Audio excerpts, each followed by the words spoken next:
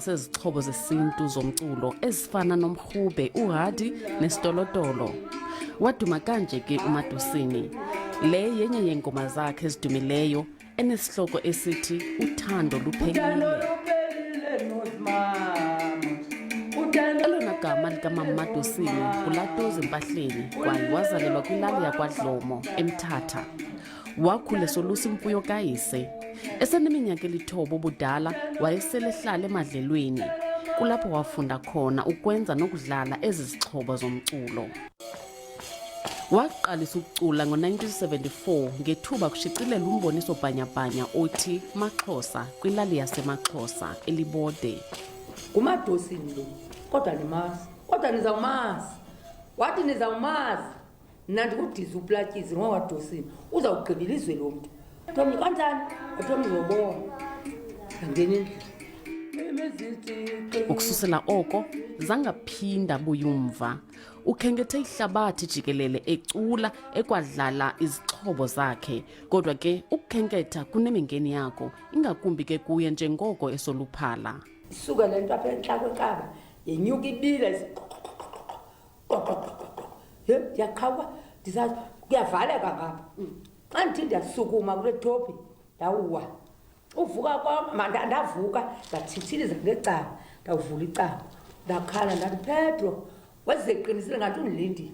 Wafika ngoku sendiyeka ndaba kuphelile kuyo ndive isikhalo qha kuye. Nangona icule ubomi bakhe bonke, umsebenzi wakhe awumenzelanga nto ingako, kwaye uphila ubomi nje obuqhelekileyo. Besirhala ke uMadosini angaxhaswa, urhulumente angaxhaswa kumhlobo wenene. Ngoba lo uMadosini ngoku na yena umculo wakhe awukho ncam apha emampondweni emaXhoseni. Umculo wakhe uMadosini kwelacala. Usapho lwakhe luthi maxa wambi ibixhatshazwa le ntombi yakwaDosini emculweni. Into endiziphawuleyo apha eminyakeni ehambeni kwexesha zinintsi kakhulu. Umama ndimfumene uba kwasekuqaleni emculweni khange abe nemntu ombhekhaphayo. Umam'uMadosini wabelane ngeqonga neemvumi eziliqela eziquka othandiswa mazwayi noolungiswa platyis. Kutshanje le mvumi iqambe ingoma nge-COVID-19. Kaloku naye ibikhe yamfikela le ntsholongwane inezothe, kodwa sele yoyisile ngoku.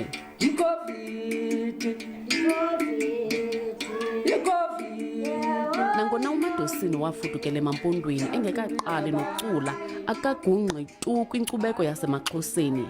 Uninzi lwabantu acula nabo ngamampondokazi kwaye anxiba isinxibo sesimpondo. Kodwa uMadosini uthe nca esinxibeni sakhe sakwaXhosa. Umnqweno kaMam'uMadosini kukuba kulondolozwe ilifa lakhe emculweni ukuze ufunyanwe zizizukulwana ngezizukulwana ezizayo. Kungoku nje uceba ukuvula isikolo sezobugcisa apha kule lali. Kwiindaba ze-SABC ndingufundiswa Mhlekude eMkhankatho eLibode.